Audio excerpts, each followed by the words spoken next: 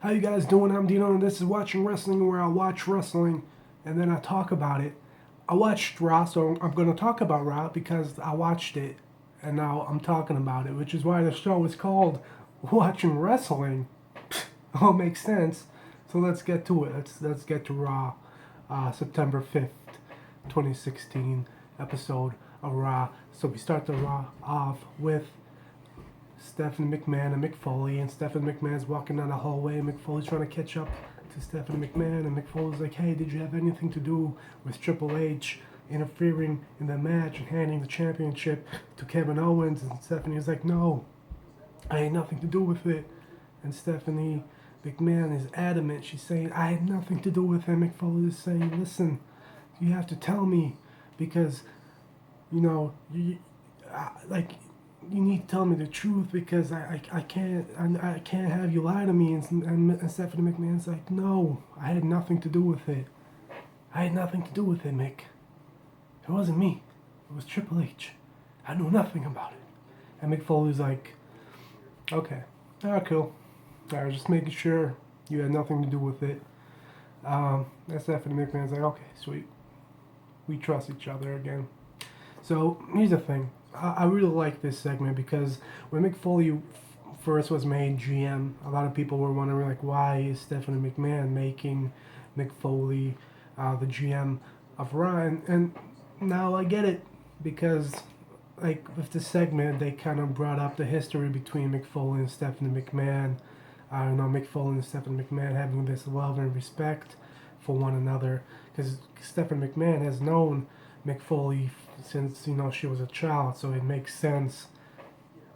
Now it makes sense after this segment. It makes more sense now. So yeah, I liked it just for that. It also kind of plays with this idea of Stephanie McMahon really not knowing what's going on. It leaves more of a mystery element, like what happened with Triple H, what's Triple H up to, and Stephanie McMahon really not knowing what's going on either really is going to play an important part into that future storyline of Triple H. So that segment I really enjoyed. So after that segment we had Kevin Owens' celebration where Kevin Owens is talking smack to the fans, and the fans they're chanting, you deserve it, and Kevin Owens like, duh, of course I deserve it. I worked so hard for it. I don't need you people telling me that I deserve it. Obviously I deserve it. I worked hard for it. And you guys chanting I deserve it, you're taking the spotlight from me and making it about you. So Kevin Owens doing like that typical heel stuff, which he's fantastic at. And then Seth Rollins comes out and he gets into Stephanie McMahon's face and he's saying, you had something to do with it. You had something to do with Triple H, screwing me. And Stephanie McMahon's saying, no, I had nothing to do with it. Mick Foley is like, no, I believe her. She had nothing to do with it. And then Seth Rollins like, I don't need you telling me anything. I don't believe either one of you. And then Kevin Owens like, hey, I'm the champion. And then Seth Rollins like, shut up, jabroni, I don't need you talking. And then Stephanie McMahon's like, you're suspended, Seth Rollins. And Mick Foley's like, oh, no, you're not suspended because you're angry. And you have every right to be angry. So at Clash of Champions, we're going to have Seth Rollins versus Kevin Owens for the Universal Championship. And obviously Kevin Owens is not happy about it, but Seth Rollins is like, okay, cool. I'll go now. And then after that segment, we had another segment between I'm tired. We had another segment between Stephanie McMahon and Mick Foley.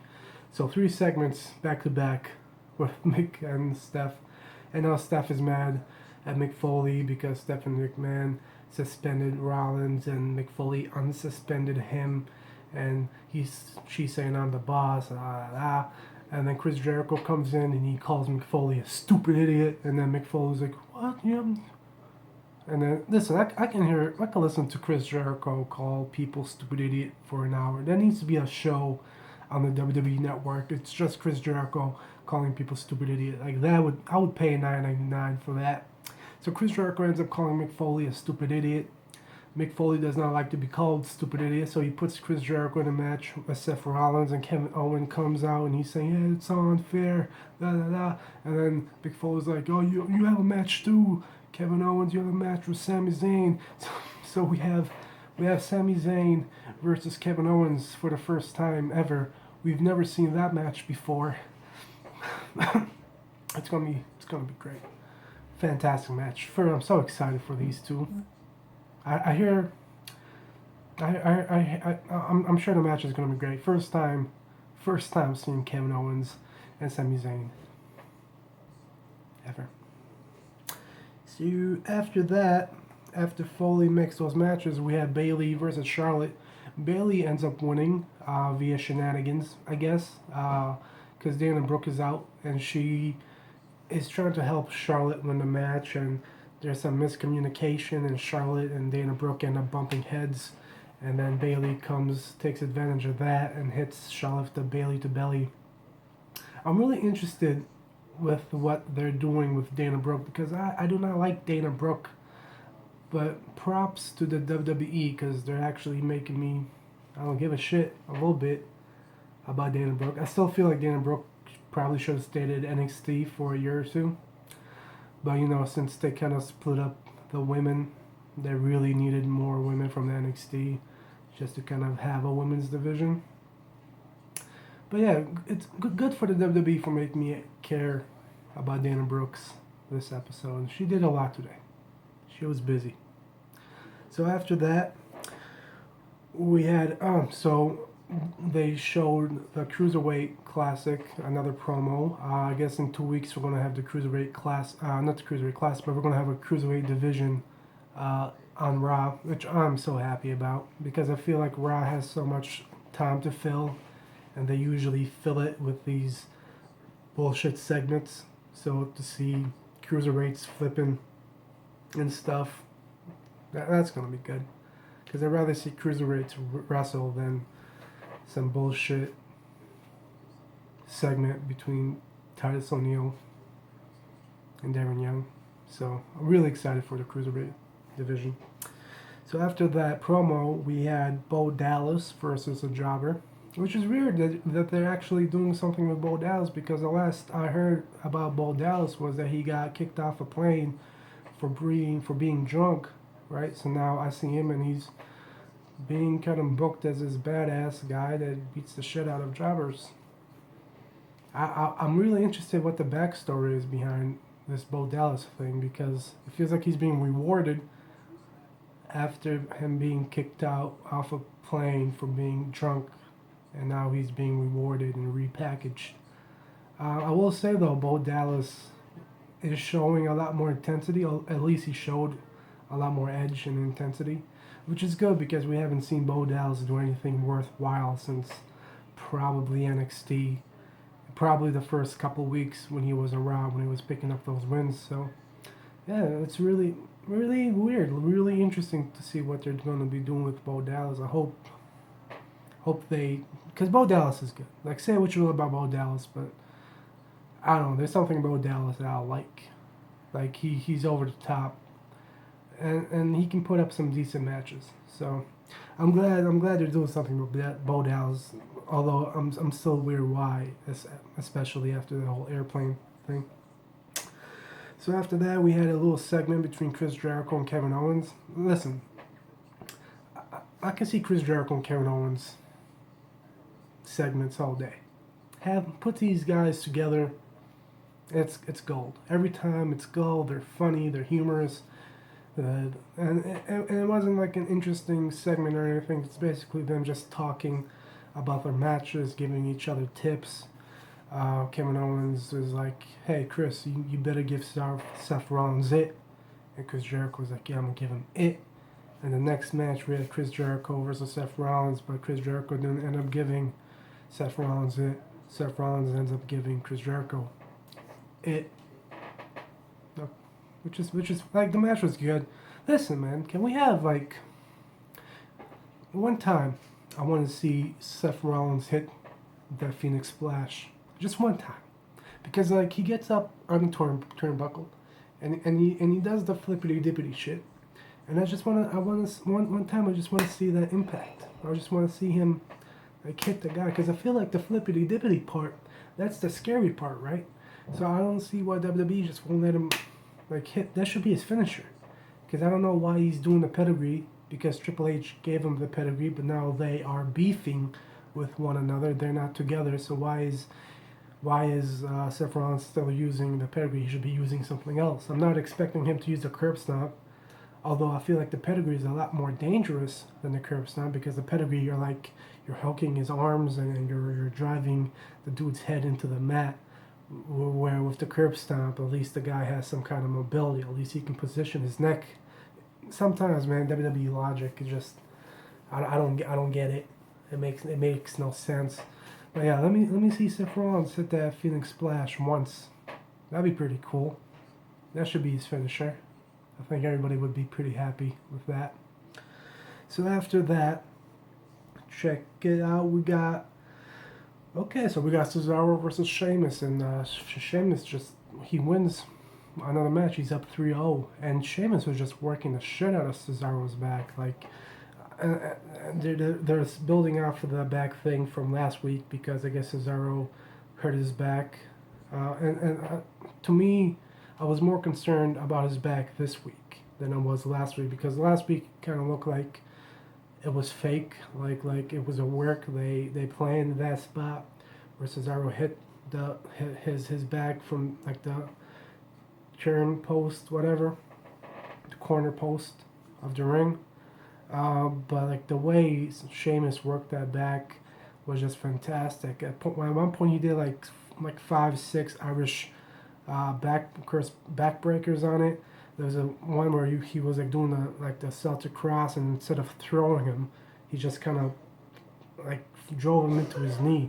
Like the entire thing was just like if his back wasn't hurting last week, I'm sure it was hurting this week. I'm sure he was feeling the pain this week. No doubt about that. But Sheamus ends up winning. He's up 3-0, so if he wins one more match, he ends up winning the best of 7 series. And I guess Warrior Wednesday gets an opportunity for a championship. At first, I thought whoever wins this match will get a chance to compete for the Universal Championship. That kind of made sense to me, but now I guess it's probably going to be for the U.S. Championship, which I don't know. I don't know. It'd be cooler if it was for the Universal Championship, right? But I don't know. I guess it's gonna be for the U.S., which is I guess Rusev needs to do something too. So that makes sense. I guess. So after Cesaro and Sheamus, we had the Shining Stars versus Enzo Amore and Big Cass, and Enzo Amore ends up giving birth to a invisible child named Soft. Listen, man, I love Enzo. I like Big Cass. But I think somebody kind of needs to be like, hey, listen, what are you going to do today? Oh, you're going to give birth to an invisible baby? Let's see if we can think of something better to do. Because, Enzo was in labor because today's Labor Day. Obviously, that makes sense. And I didn't like it. It was ridiculous. And then on top of all that, the Shining Stars ended up winning. And I don't really know the names of the Shining Stars. Is Epico one of them? Carlito's brother and Carlito's cousin. I think that's their name, or that's who they are. But one of those guys ends up getting like a roll-up victory, where he ended up grabbing Enzo's tights. So yeah, Enzo lost, but they cheated. But it doesn't matter, because Enzo and Big Cass have been losing regardless of cheating or not. And I feel like eventually they're going to need to start winning matches, because yeah, sure, they can talk, yeah, sure, they are over with the crowd, but eventually the fans want to see the people they cheer for win. It makes sense, and lately they just have not been winning. So I hope they end up winning at the end of their little rivalry between the Shining Stars. The Shining Stars. That's what Enzo and Big Cass are doing right now. So after that, we had Sami Zayn and Kevin Owens. And Sami Zayn is giving an interview, and he's basically saying he thought that when he beat Kevin Owens, he would finally move on, and he would be given better things to do. But ever since he beat Kevin Owens, he just hasn't been doing anything. And meanwhile, Kevin Owens is the Universal Champion, and he feels a little mad and angry and a little jealous. And then Kevin Owens comes back like, yeah, you're jealous because, yeah, sure, you were picked to go to the WWE before me. Yeah, sure, you were picked to go to the main roster before me. But everybody knows that the WWE Universal Championship is the finish line, and I have that. And then Sami Zayn is saying, let's be honest, Kevin, this race between me and you, it's never going to be finished. Or it's never going to finish. And I'm sure it's not. I'm sure Kevin Owens and Sami Zayn, man, they're going to be rivals forever. And that's fine, man, but at least space them out. Because you could do Kevin's and Sami Zayn every couple of years and people are going to be interested in it. But if you do it so close to each other, if you do it like every couple of months, people aren't going to give a shit. And I really didn't give a shit about this match because we've seen it so many times, man. We've seen Kevin Owens and Sami Zayn hundreds of times, probably more times than we've seen John Cena and Randy Orton. And we've seen Randy Orton and John Cena all the time. So how about we give Sami Zayn and Kevin Owens, some of this, some space. Yeah? Okay. Let's do that next time. So after that, we had Nia Jax versus Jobber. I don't know her name. I think her name was Ann something. I don't remember Jobber's, which is weird because Michael Cole said that it was her debut. So does this mean that the Jobber is on the roster? Because the Jobber, she was pretty good looking, and she did get some offense in, which we haven't really seen. But I don't know. Sometimes when Michael Cole opens his mouth, it makes no sense. Like everything is a Moshinoku driver. Everything is vintage. Everybody is debuting. Like Michael Cole, man, that boy needs to calm down. But I'm pretty sure it was just a one-hit thing. Like I'm sure it was her only match, and I don't think she's on the main roster. But the way Michael Cole said it was like, okay, well, maybe she is, but I don't think she is. And Nia Jax ended up winning the match pretty dominantly. I mean, yeah, whatever. Jobber girl got hurt, hits him, but Nia Jax just ended up destroying her at the end. So, it was a job. It was a squash match. What do you want me to say about that? So next we have Luke Gallows and Doc Anderson, who bring out the old day, because now Luke Gallows and Doc Anderson, they work for a retirement home, and they bring out the old day, which is the new day, but they're old. So, listen, man, can we have like the club just be like wrestlers? Right? Can we just have them wrestle? Can we just have them go into people's face and beat people up? Because that's what they like to do, right? They like to beat people up. Why are they doctors? Why are they working for a retirement home? Like, what's next? What's next for the club? Are they gonna work at a pharmacy? Are they gonna work at a laundromat? Like, what's next? Can we just have them? The club should be doing what the Revival are doing, just hitting people and beating the shit out of people. No nonsense, no jokes, just beating the crap out of people. Like, I don't need to see the club bringing out old day or bringing out old people working as doctors or working. I don't need to see them in costumes. I just want to see them beat people up. So can we have that? That'd be pretty cool.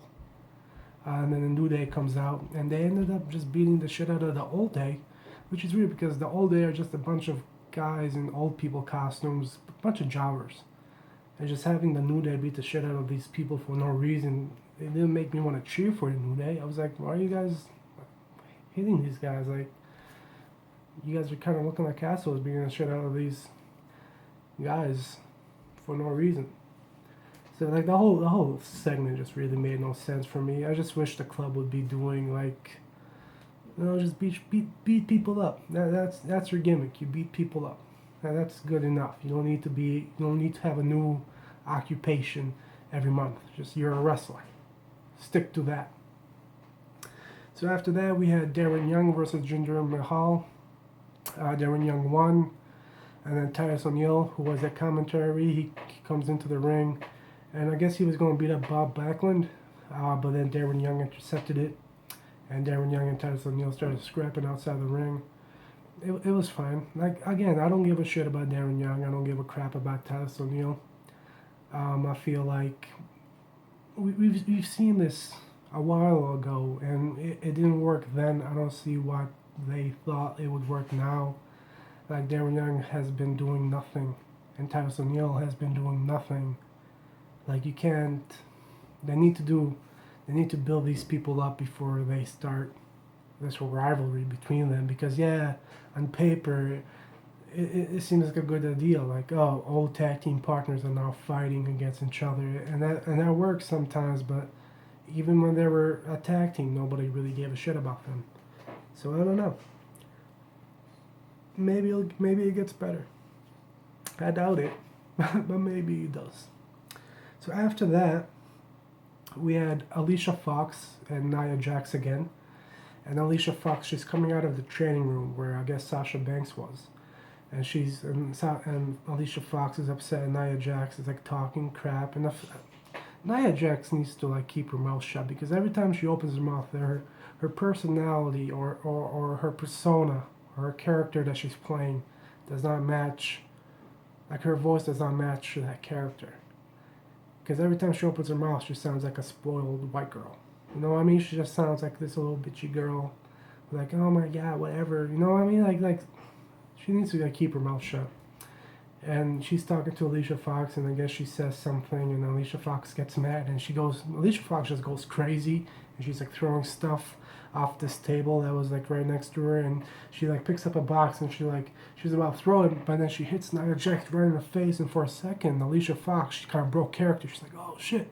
And then she goes crazy again. So for a minute, she like hits Nia Jax with the box, and she's concerned, breaks character, and then Nia Jax, she just leaves. Like, wouldn't be more believable if Nia Jax just beat the shit out of Alicia Fox? Like, why is Nia Jax backing down from this, woman who's like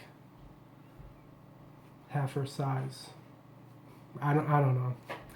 But like that shit legit was funny when Nia Jax just got fucking smacked with the box, and then Alicia Fox was like so nervous, and then she just goes back to being crazy again. I don't know. So that was that. Okay, so then we had Braun Strowman versus Sin Cara, and they had a little storyline because I guess last week Braun Strowman was fighting this American luchador. And at the end of the match, Braun Strowman took his mask off, and Sin Cara was like, for my culture, I can't accept this. He disrespected my culture. I need to fight for the lucha. That's not even Sin Cara, but same thing. So Braun Strowman actually has his first real match with like a real wrestler, because before then he was just fighting jobbers. And Sin Cara got some offense in, but at the end of the day, Braun Strowman ends up winning by countout, which was really weird because Sin Cara, he goes into the ring, he slides in, and then Braun Strowman like grabs his feet and throws him into a barricade, which was really cool, by the way. But like, I don't know sometimes how like countouts work, because Sin Cara was technically in the ring, and then Braun Strowman just grabs him out of the ring, and like, shouldn't have, like, you would think it would have reset it, or like, do his feet need to be in the ring for them to be for the countout to reset? I don't know. But Braun Strowman grabs his feet, throws him in a barricade, and then he goes into the ring and he wins by countout. Yeah, I mean, I feel like he could have just squashed him. It would have been fine. Yeah. So after that, we had Sasha Banks come out, and like before the show, there were rumors that, I guess in Raw, that she was probably going to be leaving, that she had some bad news to give, and I think, for me, I felt like maybe she's going to miss some time, or maybe she's going to like And then like during the end, it was like it seemed like she was gonna announce that she has to leave the WWE, like she had to like retire. So she's going to the ring and she's like cutting this promo about how much fun she had with this women's revolution and how honored she was to be a part of it. And this is when the crowd really started to like piss me off, because while Sasha Banks is talking on the mic, they're chanting random stuff. They're just yelling out random stuff. At one point they started chanting "what," which is really fucking annoying. I hate when they chant "what." It's like the worst fucking thing in the world, man, because like people are trying to do their job, they're trying to talk, they're trying to get themselves over, and then the crowd they need to make it about themselves, man. It's fucking annoying. And then she gets to the point where she says, well, my doctor said, and that's when Dana Brooke comes out. And when Dana Brooke comes out, okay, this is work. Sasha Banks is fine. And Dana Brooke gets in the ring, and Sasha Banks hits the bank statement on her, puts her in the submission. She taps out, and she picks up the microphone and says, my bad news is not about me. It's about Charlotte, because I'm coming for my championship again. So I guess Sasha Banks is fine. She's good to go. After that, we had Sami Zayn versus Kevin Owens, which was a really good match. Like, obviously, like those guys work so well together. They have great chemistry, obviously. But Kevin Owens ends up winning by powerbomb. Sami Zayn ends up messing up his ankle again, which they've been working on that ankle for 3 weeks now.